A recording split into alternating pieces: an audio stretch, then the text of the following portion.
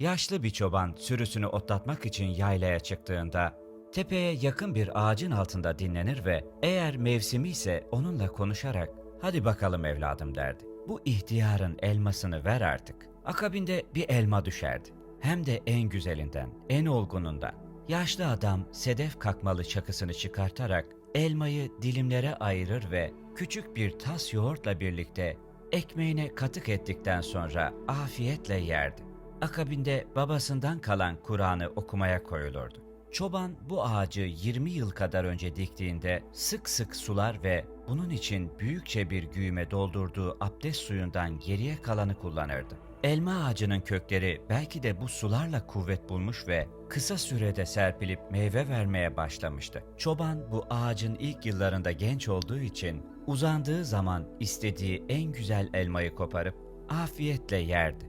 Fakat aradan geçen bunca yıl içinde beli bükülüp boyu kısalmış, ağacınkisi ise bir çınar gibi büyüyüp göklere yükselmişti. Ama boyu ne olursa olsun ağaç yine de yavrusu değil miydi? O da bu farkındalıkla onu bir evlat sevgisiyle seviyordu.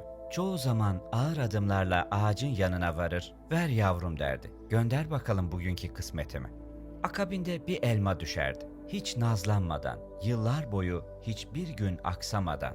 Köylüler uzaktan uzağa gördükleri bu hadiseyi birbirlerine anlatıp yaşlı çobanın veli bir zat olduğunu söylerlerdi. Yaşlı adam ağacın altında dinlenip namazını kıldığı bir gün yine elmasını istedi. Ancak dallar dolu olmasına rağmen nedense bir şey düşmedi. Sonra bir daha ve bir daha tekrarladı isteğini. Beklediği şey bir türlü gelmiyordu.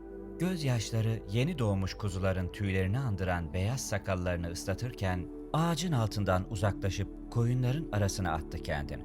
Yavrusu meyve verdiği günden bu yana ilk defa reddediyordu onu. İhtiyar çobanın beli her zamankinden fazla bükülmüş, güçsüz bacakları da vücudunu taşıyamaz olmuştu. Hayvanlarını usulca toplayıp köye doğru yöneldiğinde minarelerden yankılanan ezan sesiyle birden irkildi. Çoban yeniden doğmuştu sanki. Bir şey hatırlamıştı. Çocuklar gibi sevinerek ağacın yanına koştu ve ona şefkatle sarılırken "Benim canım yavrum" dedi. "Şu unutkan ihtiyarı üzmeden önce neden söylemedin bugünün Ramazan'ın ilk günü olduğunu?" Bu kıssanın içindeki manayı duyan kalplere, aşıklara selam olsun.